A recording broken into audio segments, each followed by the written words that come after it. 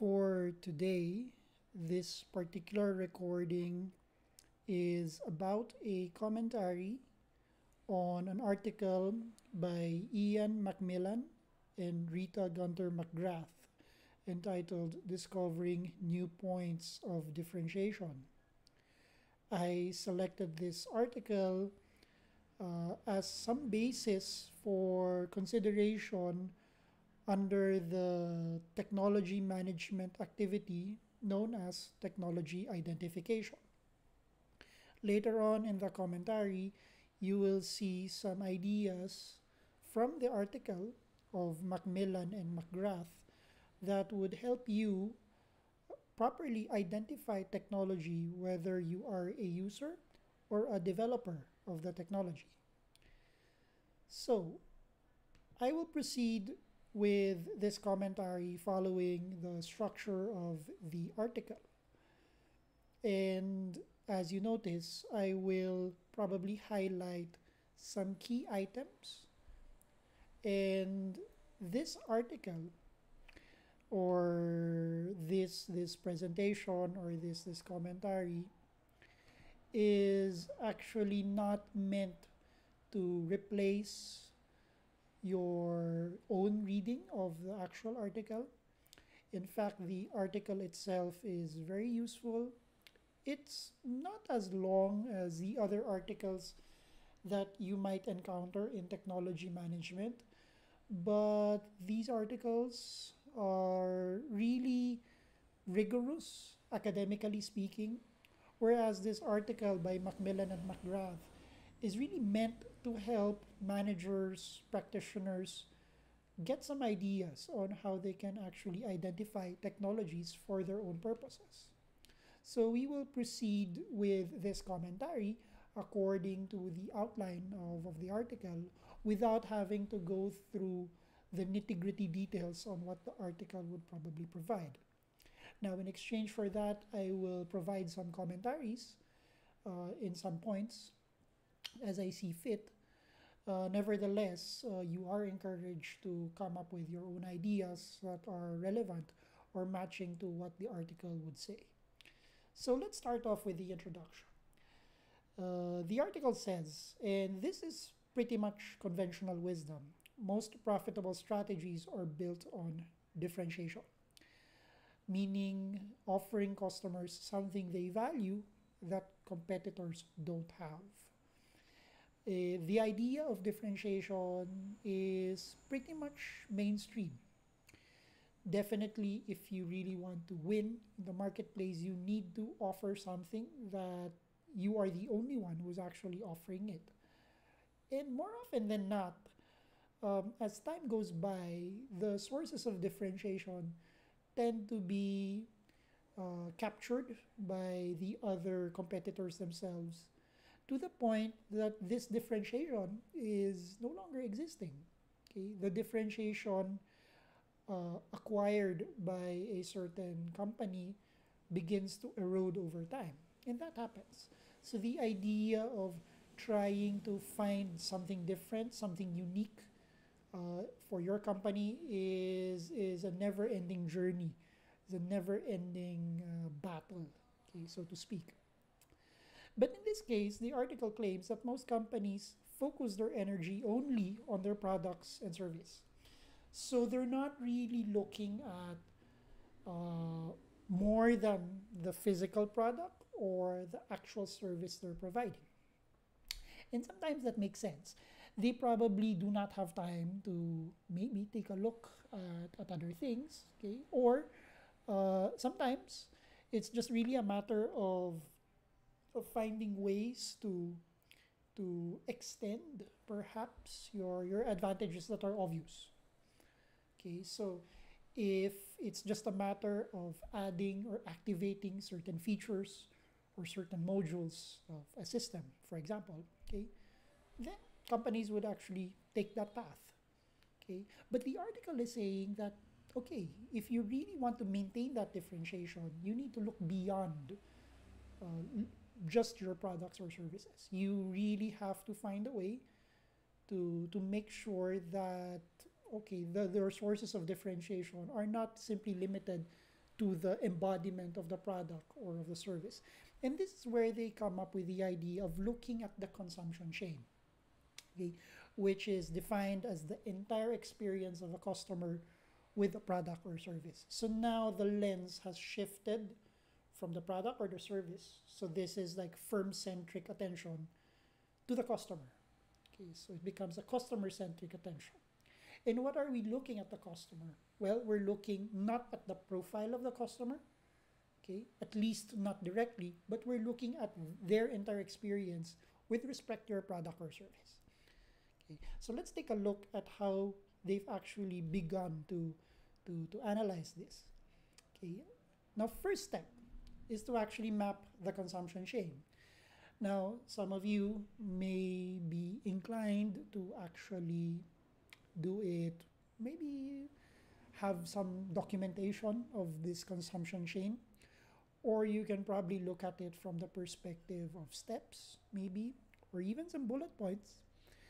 The idea here is when you try to map the consumption chain, what really happens? Well, the article says, well, we identify all the steps through which customers pass from the time they first become aware of your product to the time when they finally have to dispose of it or discontinue using it. Okay.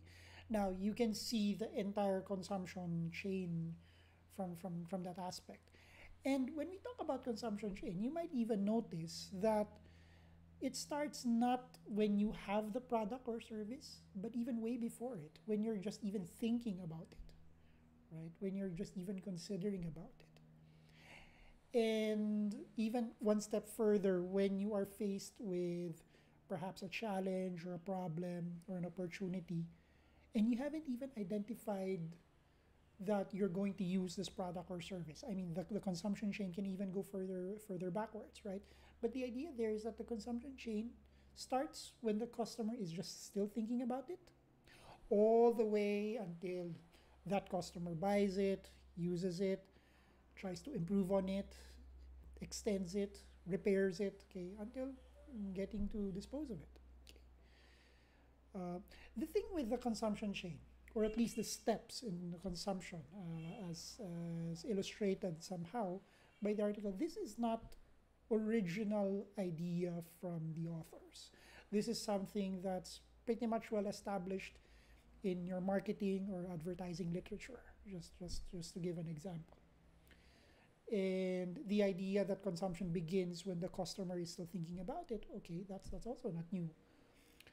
But what the authors are trying to point out is that if you really want to find ways on looking for something unique for yourselves, or find a differentiator with respect to your competitors, well, don't look just at what you have to offer. Don't look at your offerings. Don't look at your products. Don't look at your services. Look at the customer. Okay, look at the ones who will actually get to use it.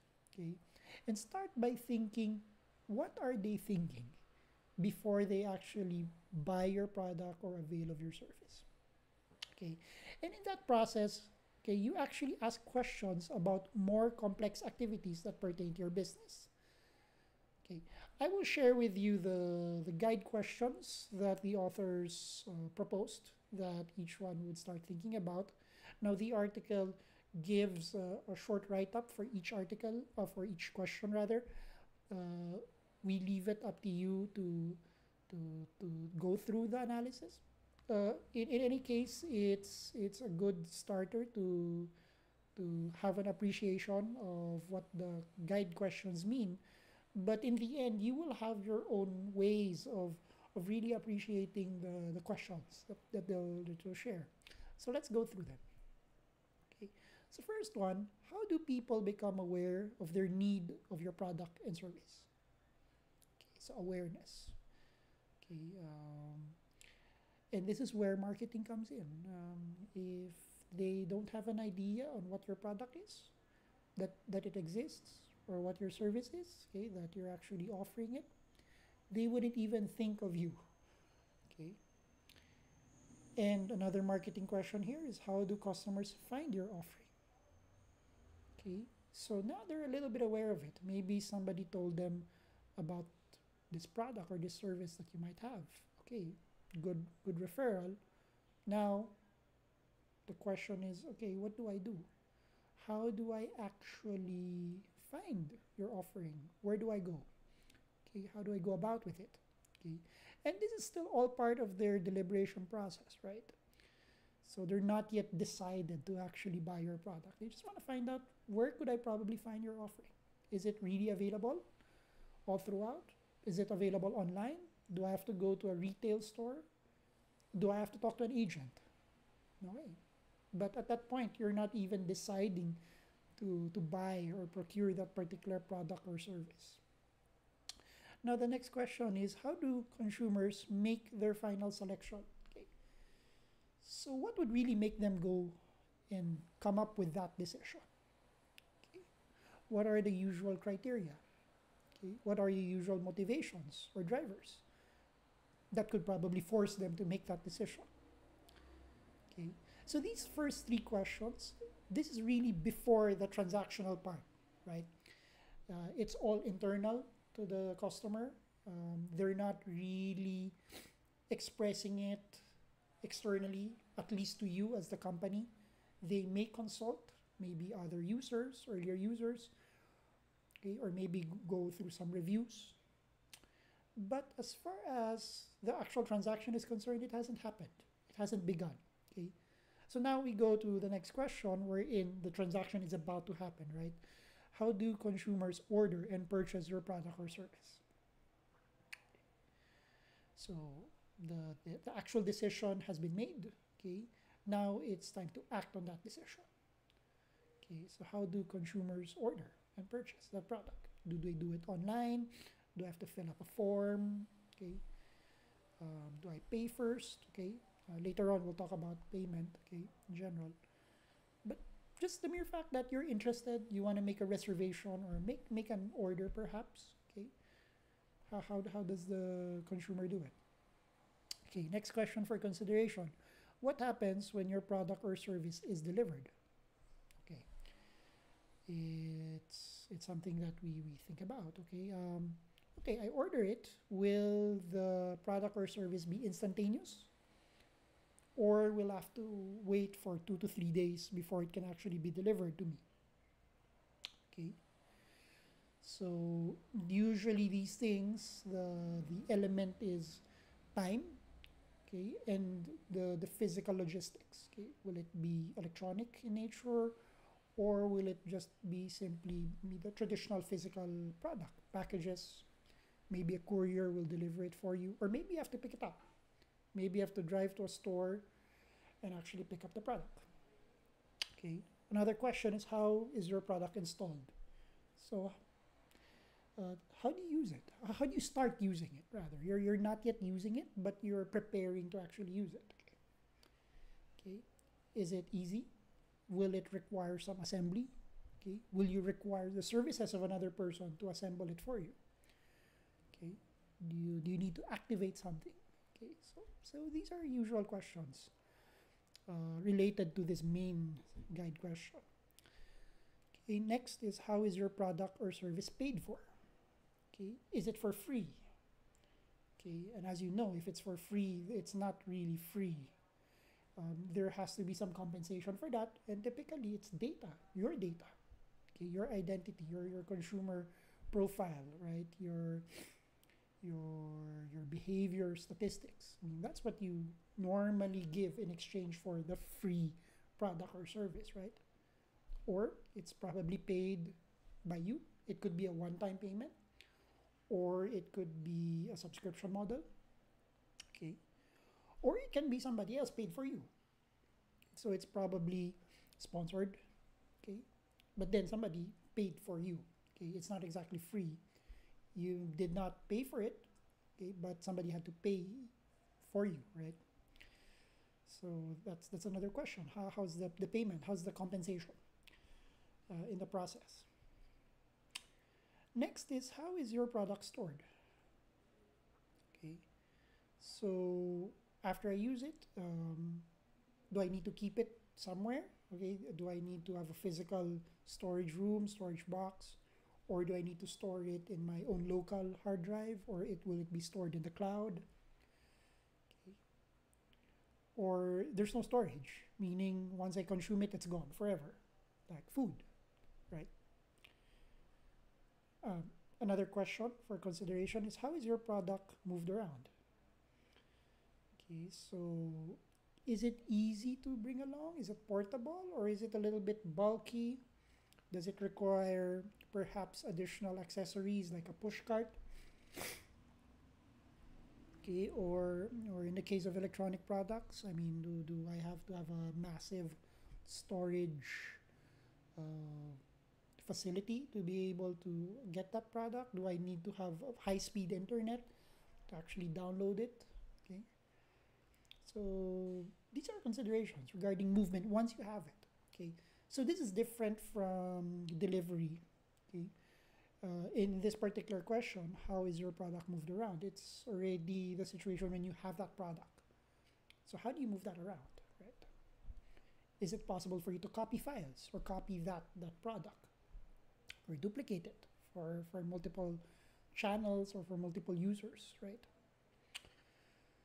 Another question is what is the customer really using your product for? Okay, so maybe you're advertising that your product is supposed to be like this. It's this for a particular intention, but more often than not, they find value in it for something else. Now, for physical products, it's not usual, perhaps, that your products may be repurposed for something else. But in the case of data products, information, maybe you're offering that information plainly for general use, but that data product could be used for something very specific. Okay, so you try to find out. Okay, or and later on, will your product be undergoing some sort of transformation or manipulation in order for them to actually really use the product? Okay. Now another question here: what do customers need help with when they use your product? So in terms of support, after sales support, do they need to contact you for certain things like activation perhaps, or or enabling some of the advanced features, right? Or especially in the case of services, maybe there are related services to your product that you can't do it yourself, like if you have to clean it. Okay, I mean later on we'll talk about servicing in a while, right? But what would be the immediate help that they need for your product? And is this help something that cannot be done by you yourself, like a self-service type of approach, or does this require advanced skills to actually to actually be help to actually help you with that product? Now, what about returns and exchanges? That's the next question. I mean, what if you don't like it anymore, or what if you made a mistake in the purchase? You realize that it's not supposed to be the product that you intended to use. How do you go about with it? This is probably a little bit minor relative to the actual use or the previous questions, right? But in most countries, returns and exchanges are allowed, in fact, mandated by law. So this question bears some significance or relevance. Now, the next question is what happens when your product is repaired or serviced? Okay, so if something happens to your product, got destroyed or got corrupted, how do you go about with it? Is there an option, or do you need to buy it again? Okay, is it something that, once it's destroyed, no can do? Just buy a new one, right? And last question, what happens when your product is disposed of or is no longer used? So at that point in time, when you're feeling that there's really no more need for you to use your product, then what else would you do? Okay, how do you dispose of it? Do you just simply throw it in the trash, or will you have to get another service to allow you to actually dispose of your product? Okay, or when you dispose of it, do you actually get like credits or rebates that you can use for purchasing other products that your company might have? Okay, so how's the disposal? Okay, for that. Now, we go on with analyzing your customer's experience. Now, once you've mapped the consumption chain relevant to your product or service, the analysis is the usual next step, right?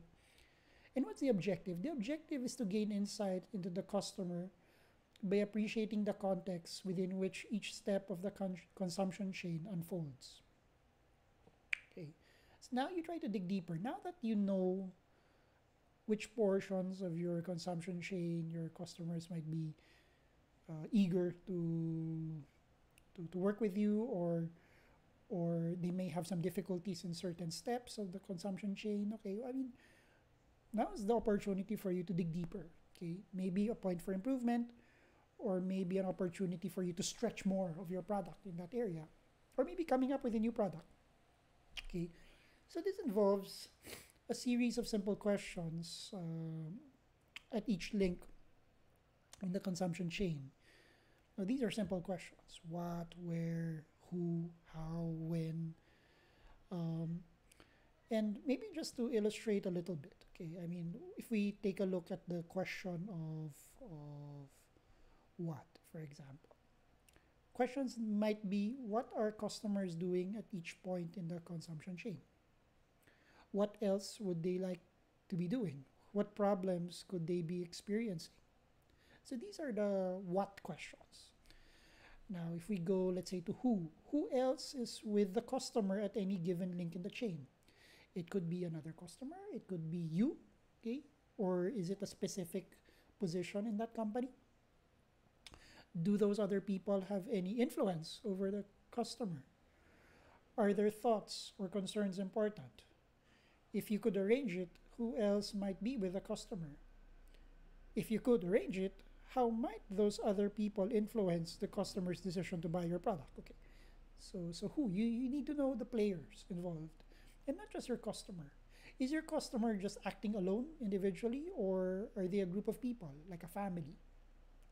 Okay, and when you look at who, you also look at, as mentioned earlier, the people involved in your company, specific roles, specific positions. Okay, or will it just be one person? Okay. Now, for the question, let's say on how. So, how are your customers' needs being addressed? Do they have any concerns about the way in which your company is meeting their needs? How else might you attend to their needs and concerns? Okay, so this is more on the method, or the means, or the mechanisms, or the process. So ideally, you look at processes. Okay, they may be very simple process, maybe processes that we take for granted that we don't have to document somewhere, but there's still a process involved, right? Or for example, in the case of when, here, right? When, at what time of day or night, on what day of the week, at what time of the year are your customers at any given link in the chain? Okay, will they be requiring it at a certain season of the year, or will they be requiring it more frequently? Okay, will it be, let's say, daily but specific times of the day? Does this timing cause any problems? Okay, problems to you, I mean, in terms of availability perhaps, or in terms of your ability to fulfill. Okay, if you could arrange it, when would they be at this link? Okay, or the question of where. Okay, where are your customers when they are at this point in the consumption chain? Okay, where's your location? Okay, where are they at home? Are they in the office? Will they be moving around? Okay, where else might they be? Where would they like to be? Okay, can you arrange for them to be there? Okay, so this could be pertinent for the delivery of the product and service. Would you prefer a pickup, or would you want that your product or service be delivered to wherever they are, maybe in the office or even at home? Do they have any concerns about their location? So how accessible would their location be? Okay, would it be in a city? Would it be in a rural area perhaps? So these are a lot of the questions that one can use in relation to these five simple questions, okay, or headers to the questions that might be important for us. So, in short,